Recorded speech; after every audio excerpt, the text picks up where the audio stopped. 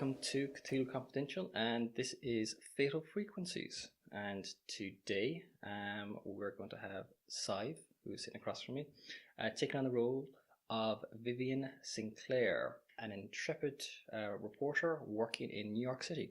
So, tell me a little bit about Vivian. Pad and pencil in hand, journalist Vivian Sinclair tracks down leads, grills witnesses, and turns in hair-raising stories of corruption, crime, and parts of the city's underbelly most would rather not see. Where a detective sees a case, Viv sees a story. She'll follow it relentlessly to its conclusion, even putting her own life in danger to get the truth. So, an interesting thing about Vivian, though, is that her character is actually bisexual. Cool. And at the start of this scenario, I'm going to give you 4 problems. I'm going to ask you to choose one of those problems. Okay. And that is going to be a problem that you're going to have going on from the start of the scenario onwards. Okay. The 4 problems are sucker for a pretty face, hand to mouth, Okay. anything for the story, Okay. and hot-tempered. Okay. And I specifically mention Vivian's sexuality because that can come into play specifically with one of these problems. I'm assuming sucker for a pretty face. Yes. So what I'm going to do is I'm going to give you the 4 problems. I'm just going to ask you to read each one of them out and then choose one that you would like to actually start off with. Okay. Sucker for a pretty face. You change lovers as frequently as clothes. Of course, you try not to sleep with your story's subjects, but sometimes it's the best way to get new information, right? Hand to mouth. You got into this line of work to make a difference, not to make dough, but even with the odd work you pick up around the office, you'll never know if you'll have next month's rent.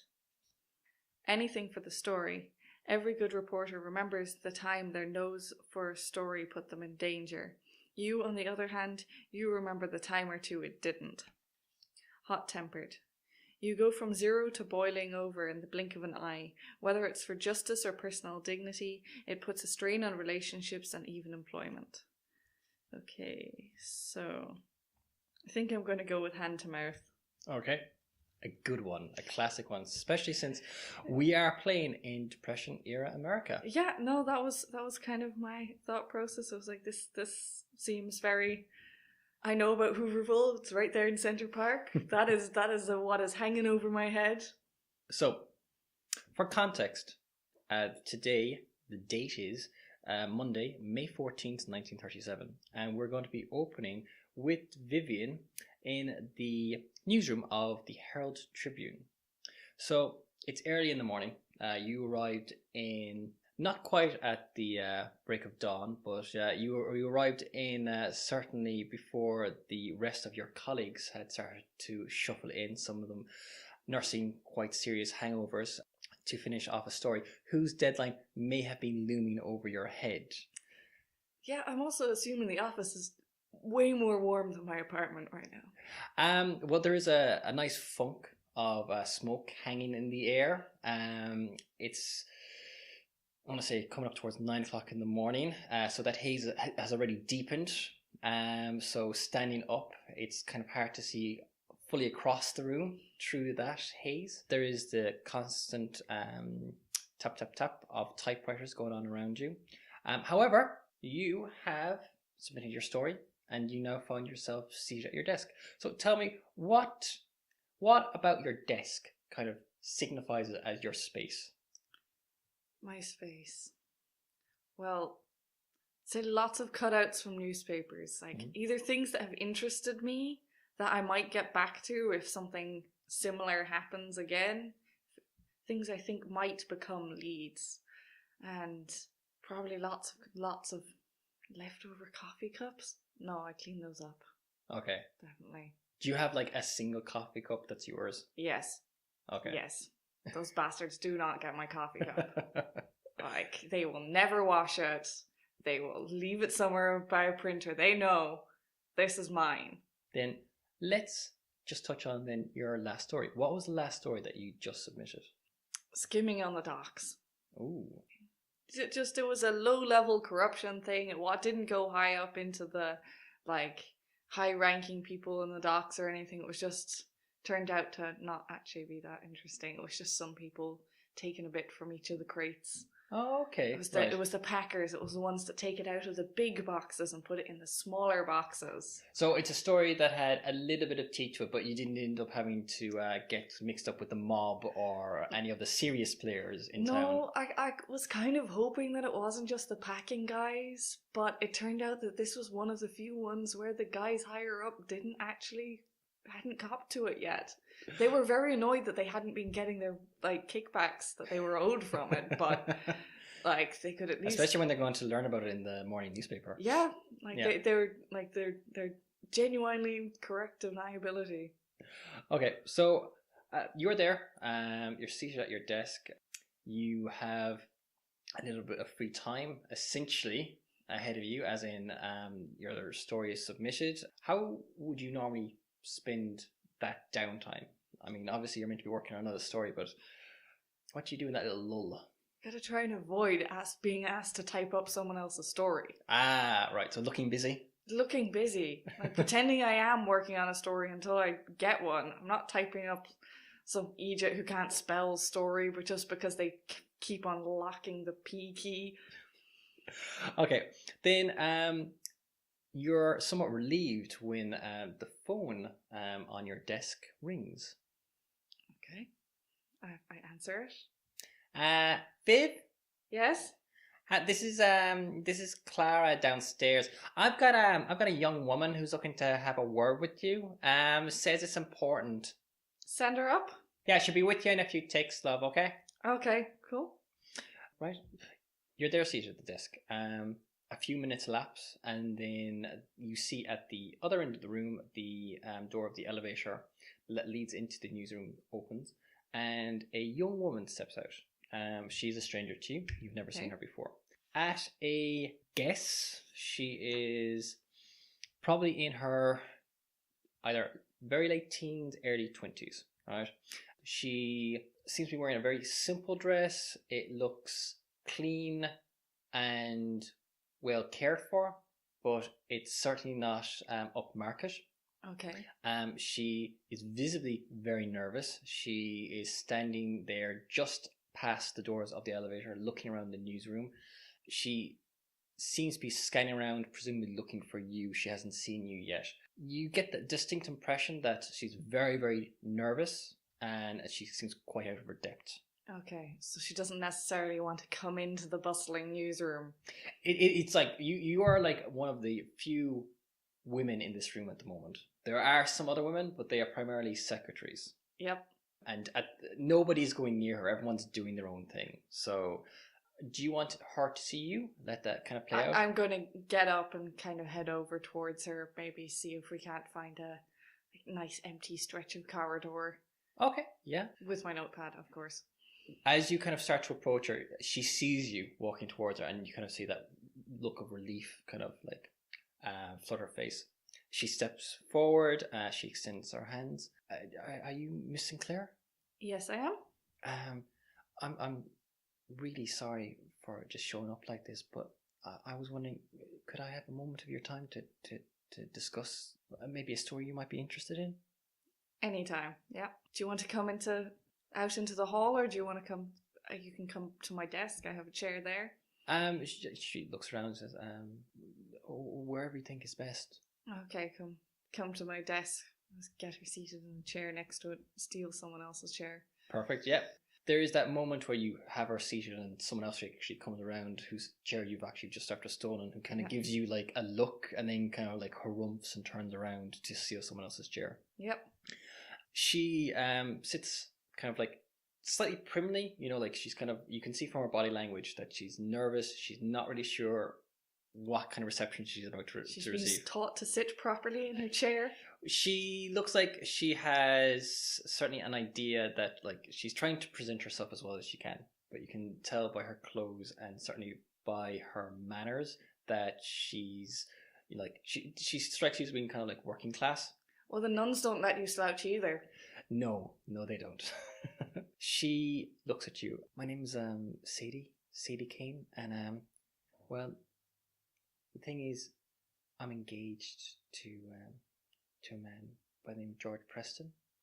Congratulations. Oh, he's a really sweet guy, but well, he's disappeared, and you see, the building he lives in, his neighbor died. The police say he was murdered, and well, George lived next door to this guy, and well, he disappeared the next day, and now the police seem to think that he's responsible for it, and I know he didn't do it. And I remember those stories you wrote about, how the police were, so corrupt in the city, and she flounders quite visibly. I understand where you're coming from. Okay, so did you know anything about this guy next door? No, I mean, we don't live together or anything like that. Not being married. Of course and all not. That. But I don't remember. I don't remember George ever really talking about him or anything like that. Like maybe once or twice, but he was a quiet guy from what I remember George saying.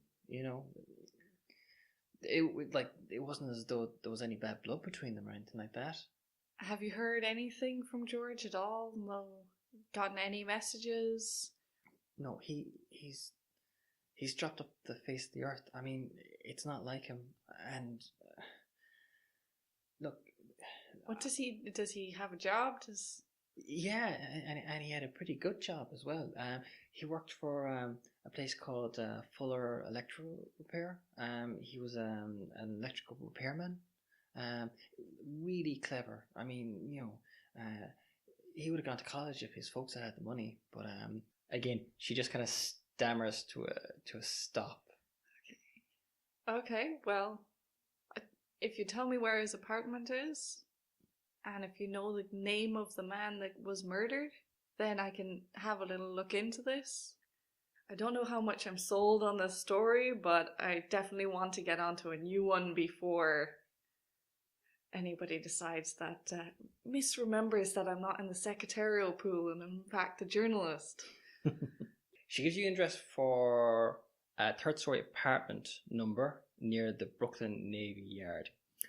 She doesn't know much about the murder itself, but she can tell you the following. So George rents a one-room apartment in one of the decrepit older buildings up by the Navy Yard. She kind of gives you a look, kind of like, just until we had enough money for one of the nicer new apartments. The landlord is a Mr. Simpson, and she actually called around to the apartment already to see if she might be able to get inside or find out something about what was going on. But she was pretty much rebuffed by Mr. Simpson. So, okay. What else do you want to know? Have I heard anything about this murder? Not offhand. Now, that's not... There would be plenty of murders going around. Yeah, unfortunately. It is a time and place where murder is far too common. Now, you could find out more about it without too much difficulty, though. Yeah, no, I think after she's gone, Lieutenant Joseph is going to be my first call. Okay. Are you asking other questions, though, about anything, or after taking, she gives you her name, she gives you the address that she can be found at. It's an address in Brooklyn on the seedier side of Prospect Park. Racking my brains here, but no, I think I'm good. Okay, so how do you bring the conversation or how the interview to an end? She can you get the basic details out of her. You have enough, you feel like, to be going on. Okay, so I take her hand, it's like pat her on the hand. Mm-hmm. And it's like, okay, love, I'll look into this. You stay out of this. Just in case this is anything, you going after it yourself, that's probably not a good idea. She looks a little relieved when you say this to her. You get the impression that this is definitely over her head and she's at a little bit of a loss as to what to do next. It's nice to have somebody else tell you this isn't your problem anymore. Yes, home. yes, very much so. So, you lead her out. She thanks you for your help, and she takes the elevator back down to the ground floor. So, what's your next move? Okay, well, I get on my phone Mhm. and I call up Lieutenant O'Connor. Perfect. So you ring him at the precinct. He answers the phone on the third ring. Okay. Hello, this is O'Connor. Hi, O'Connor. It's Sinclair here. I thought I recognised the voice. You can hear there's a slight smile in his voice. What can I do for you, Viv? Well, I had someone come in today and I wanted to see if you knew anything about a murder. Right. I take it you're hot on the heels of a new story? It might be. Alright. What's the name? George Preston, Preston. over in by the Navy Yard in Brooklyn. Yeah, no, I heard about it. I'm not involved in it, but I tell you what. Let me ask around, and well, what time is it now? Come up towards 10. I could meet you for 11. You know that diner around the corner from the precinct? Yeah.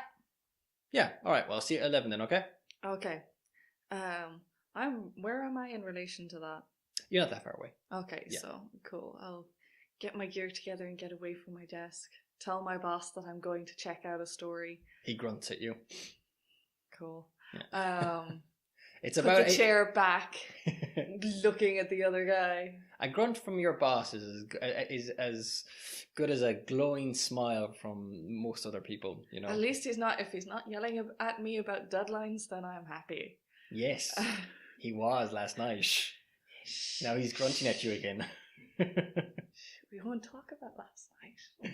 All right. The late paper. Anyway, so yeah, I'll get my stuff together and start heading over there, looking over my notes and stuff. Okay. You have a little bit of time to kill if you want, because you'll have like an hour and you can probably get there with a short cab ride. Or you can just walk it. Okay. I'll walk it. Money. Cab. Yes. Money. Yes. No. All right. So you arrive a little early then. I have my one cigarette that I'm allowing myself that I take a really long time. Since you have time to think about the case then on the way over, what's going through your mind in relation to it? Just for what you know so far.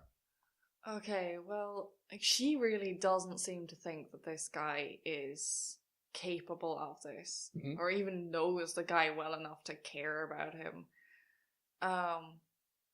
And having a steady job like that, you're not going to walk away from that easily. Not in this day and age. Not a chance. So either he had some other reason for killing this guy, or he might have seen something. The walls of those places, you could poke holes in them with your finger. So I'd say those are the two main things. But then the other thing is, why wouldn't they just kill him? You don't know if he is alive? If he did see something, maybe whether or not he saw it, and the guys, he did a runner because he was wondering about the guys finding out, or whether or not they did find out and they went after him. If they did know at the time that he saw them, he'd be more likely to be a body than anything. So is your mind starting to turn about options of like exploring the morgue possibly and seeing if an unidentified body has turned up possibly? Mainly the first thing I want to do is see if I can get into those two apartments. There's also this small chance that this was about your man and not about the dead guy. The dead guy saw something. Possibly. All right, so you are waiting in the diner when Lieutenant O'Connor arrives, sipping a coffee. Money. Yes. Okay. 1. Oh no, this is America. Refills. Definitely. Okay. As much as I can get in me for my one, amount of money's worth. He takes a seat beside you at the counter. Yeah. And takes off his hat. Viv? O'Connor. So you've got yourself mixed up in this Preston affair. Yeah, Preston's girl came to the office today. She really doesn't think he has it in him. Well, look, I'm not going to judge. I'm not in charge of this case, but they seem to have a good reason to suspect him. Well, him doing a runner is pretty darn good reason. It looks pretty bad. He takes out his own notepad from an inner pocket of his jacket and flicks over to a page where you see he's got some notes scrawled out. So, the deceased is a guy called Myron Fink. Lived next door to your gal's man, Preston. Wasn't too much about him. Seemed to be a quiet sort. And from what I can understand, Preston's more or less the same. Not really anything on file for either one of them with us. There was originally a call of a disturbance rather than a death. So apparently some of the tenants in the building... Call for disturbance in that neighbourhood? Must have been really loud. Apparently some of the tenants had heard or seen some things. There might have been some issue with the lights. But anyway, it wasn't a death that was reported initially. What time was this? We're talking about 10:30 on a Wednesday night last week. Being the 1st. Okay. That might mean he was still alive whenever that call came in. Well, there was some talk about a scream or something coming from one of the apartments. That's how we kind of got involved initially, really. They couldn't seem to agree, though, if they'd actually heard the scream or not inside the building. So, that's unusual. Well, the beat cop who arrived at the scene knocked at this Fink guy's door. That's our deceased. And didn't get an answer, so they had to wait until the super arrived to let them in. But when they opened the door, well, he was dead, and apparently pretty gruesomely so as well. Okay, it's like weapons or. I asked about that, and well, I didn't see the body myself, obviously.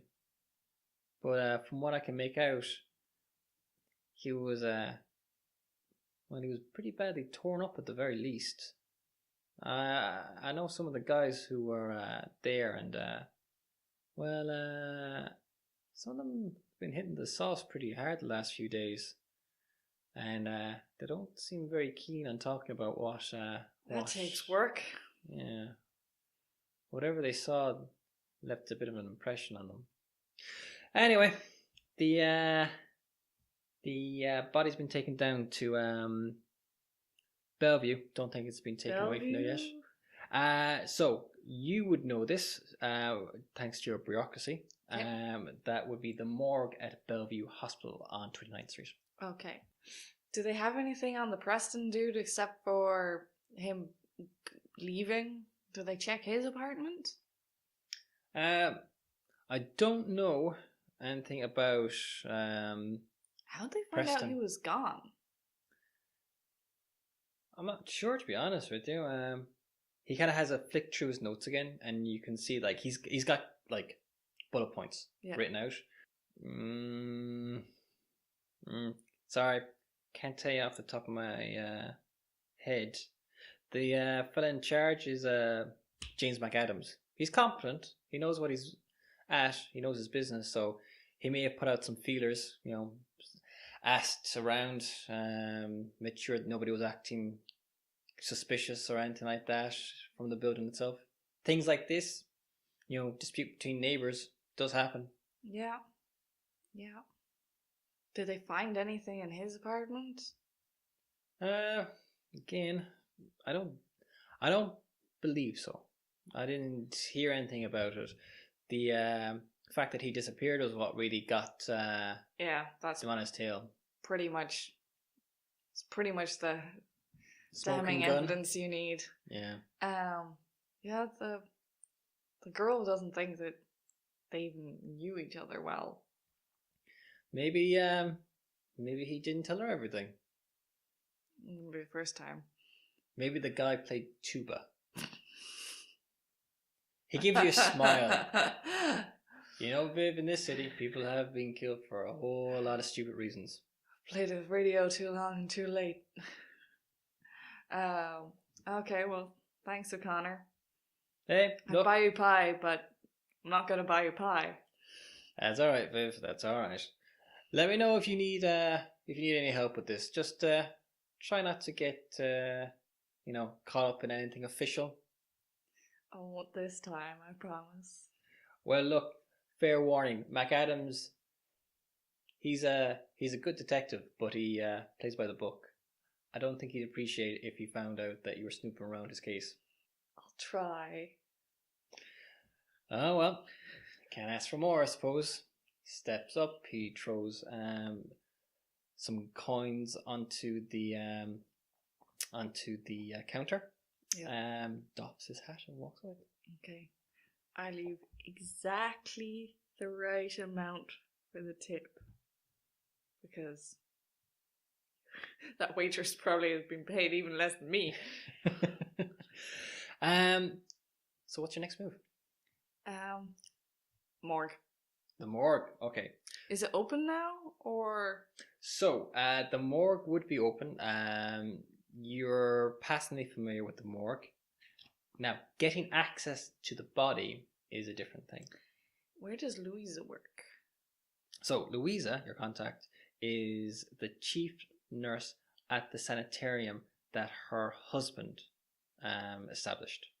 Okay. So, from that point of view, she wouldn't be able to give you direct access to the morgue, for example. However, you could possibly ask O'Connor if he could arrange for you to see the body. Now, since you have literally just seen him step outside the door, you could chase after him. I think I'm going to chase after him. Okay. O'Connor, one last thing. He stops. You see him pause with his back to you, as if he's kind of considering whether or not just to ignore you and keep going, and he kind of literally turns on his heel. So, the morgue. Yeah? Couldn't possibly tell me who I could talk to maybe get a look? I'll make a phone call, alright? They'll be expecting you. Okay. Thank you very much, O'Connor. You're welcome. I owe you one. You owe me two. I owe you many. So, do you want to head straight across to the morgue? Or do you want to, is there anything else you have on your mind to do right now? Is he going to make the call to the person right now? You figure he's going to make the call once he gets back to the precinct? No, definitely hospital first. Okay. There's nothing further up than the hospital that I will need to be doing today. Alright. I need to spare my shoes. So many holes in them. I've got cardboard in there. So you are familiar with Bellevue Hospital, and it's a massive building in its own right, with a constant flow of people in and out of it. Yeah. You are familiar with where the morgue is. The building that you're actually going to is the pathological building. And when you arrive and tentatively introduce yourself to the secretary, she kind of takes a look at a note on her desk and then smiles. Just 1 second, please. And a few moments later, a man walks into the reception area and approaches you. Miss Sinclair, is it? Yes. Lieutenant O'Connor rang. I'm Phil Lintz. I'm the police coroner. Hi, it's very nice to meet you. And very nice to meet you. Now, Lieutenant O'Connor was a little vague on the details, but he said you have some involvement in the Myron Fink case. Is that correct? Yes. And you need to see the body. Yes. Well, Fair enough. Uh, are you familiar with the details of the case? Only very vaguely. Did anyone mention you the condition of the body by any chance? I heard that. Oh, I didn't hear anything from anyone who saw it, but I heard that those guys, it was not good. It's not a very pretty sight. I'm just well, I like to give you a fair warning in the circumstances. It might be the type of thing you might want to avoid. I've got a pretty strong stomach. Well, if you're sure. He leads you in through the morgue itself. The mortuary handles the hospital's many dead, and you can see as you're led through the morgue itself, medical students working over a number of different corpses on tables, bone saws, scalpels, and forceps in hand. There is a very distinct smell in the air. You have been in morgues in the past. Yep. But I was also at the side of the pier whenever they were pulling up those floaters last year. They'd been there for a long time. There's a definite funk, though, about the place. And there's also something about the the medical students who are working around you, they're laughing, they're joking. You know, you see one or two of them are smoking over the bodies that they're actually working on. There's a guy leaning against the back wall who's clearly eating a sandwich. The cavalierness. Yes, there is a certain cavalierness about the whole situation. No, normally people have more squeamishness around the bodies, and that's making me a bit... He brings you down to a cold chamber. You're below ground at the moment. The place has a natural ambient temperature that's slightly below what you would find at street level. So it's a little cool down here normally, and that's being accentuated by a loud refrigeration unit that is busily working in the background. He brings you in to the vault where the bodies are stored, and you can see that they're arranged in shelves with sheets covering of them. He has to call in one of the medical students from outside to give him a hand removing the body from the shelf that it is currently on. It's a higher shelf inside of the vault, and they have to maneuver a step ladder inside. You recognize the guy who was eating his sandwich as being the student who he's called in to help, and it's slightly disconcerting because you can see he has a little bit of asparagus stuck between his teeth. They bring the body down. They lay it on a table so that you can get a clear look at it. Linz looks at you again, and you can quite clearly see that there's something distinctly wrong about the body from the way the sheet is laying. Okay? Yeah. So, you're sure you want to see this? Yes. Okay. And with that, he whips off the sheet, revealing the corpse underneath. So, what you see. Fink's body has taken on the greenish blue colour of early decomposition. His eyes have been closed, but his mouth still gapes open. There's round purple bruising scoring his torso and one arm, and in the centre of each bruise you can see a puncture wound of some description over a small hard lump. You can see that it looks like several of these lumps have been excised, you presume, by the coroner. Yeah. Or the medical students who are assisting him. And below his torso, there is a bag holding what remains of his intestines, and below that, nothing. the ends of the flesh appear ragged, and it looks to your untrained eye as if they were torn off with obviously extreme force. And there's no legs like around the place that they found elsewhere. No, nothing. You literally can see on the table, aside from the bag that they've placed to actually hold the intestines that are remaining, there is nothing below the waist, effectively. Have you ever seen anything like this before? You look over to see Fink, who's actually just taken a cigarette and started to light it. Yeah. Can't say that I have. And as you kind of look back, you have a moment to really take in the full horror of this scene. And we have our first challenge. Okay. So the challenge is seeing Fink's remains, and it is a stability test. So just so you know, I have 2 dice for this. So for context, the advance on this is 9+.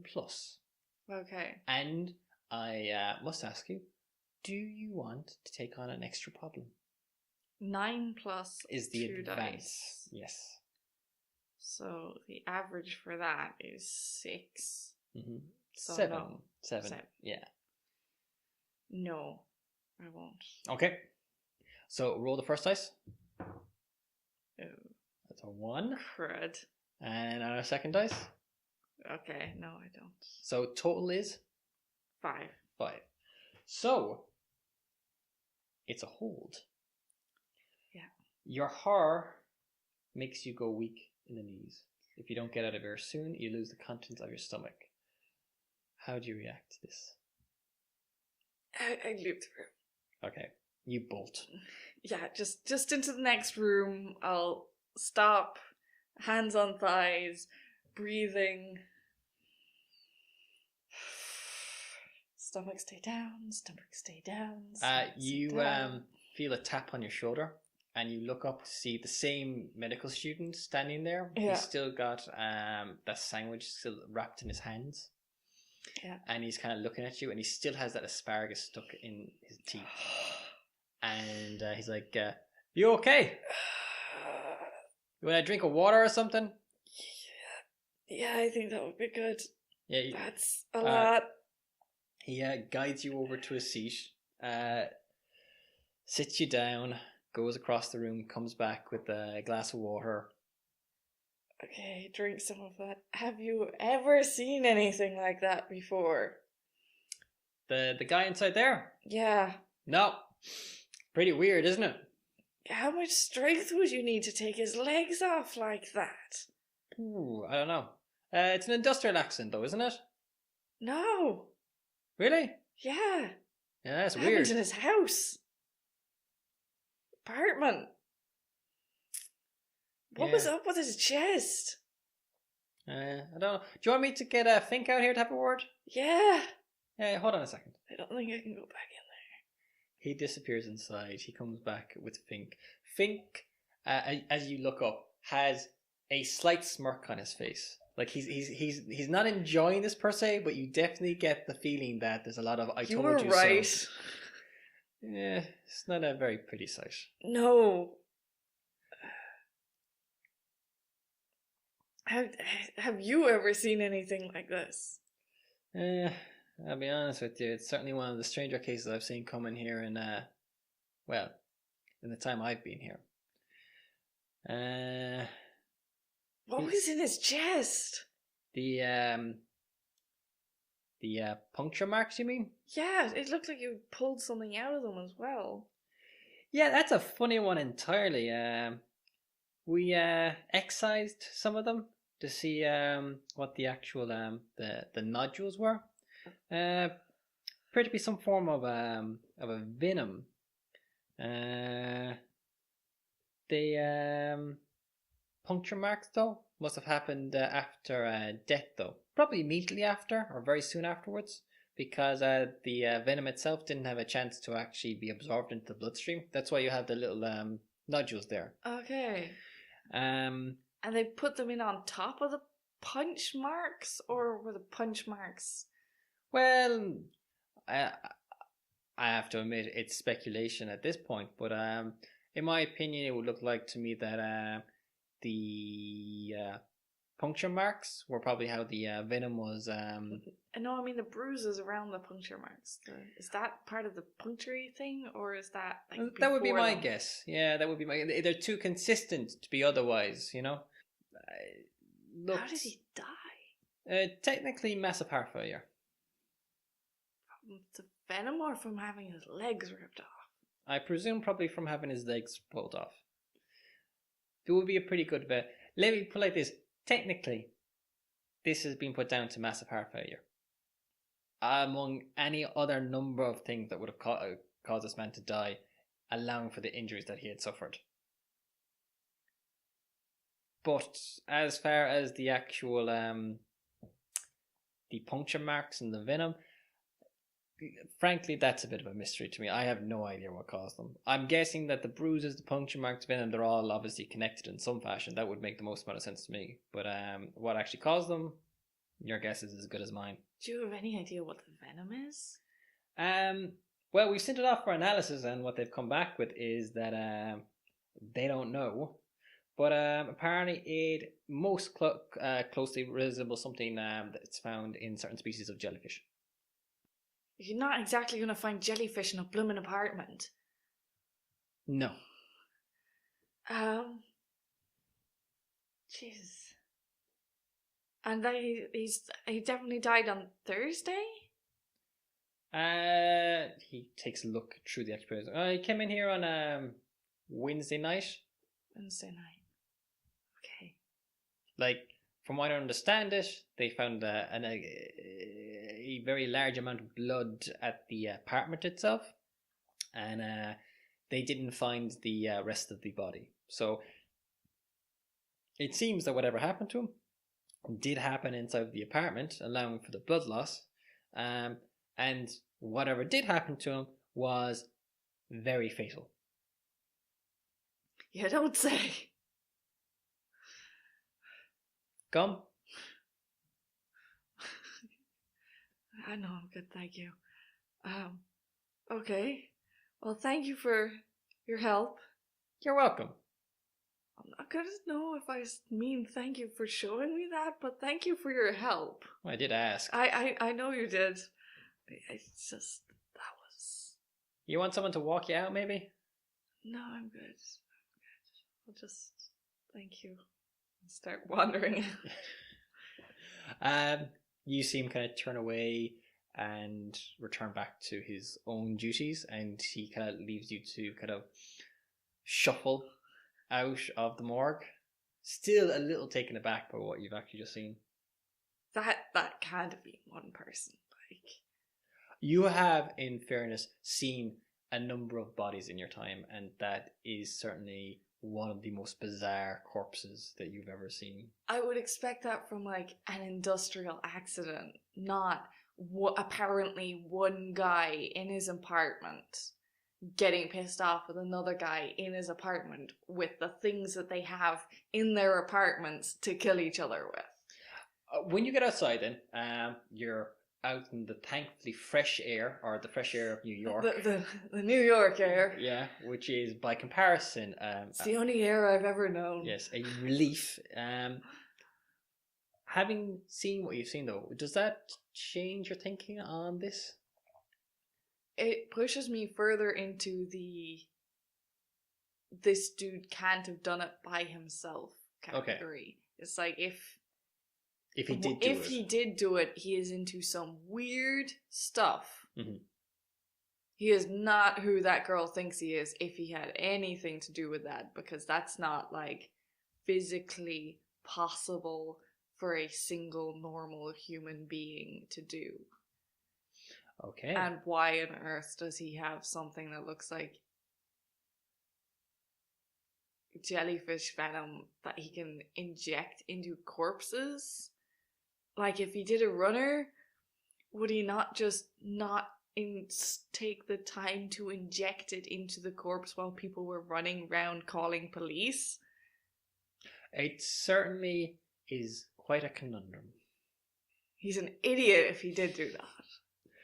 What's your next move, though? I'm going to say, like, let's say you met O'Connor at 11, then you headed across to the morgue. You were there for some time. So I'm going to say it's after 12, like 12, half 12. You know, it's in that kind of time. Okay. Well, then I'm going to head for Brooklyn towards those apartments. I'm going to look for somewhere nice and cheap to have a sandwich. Done.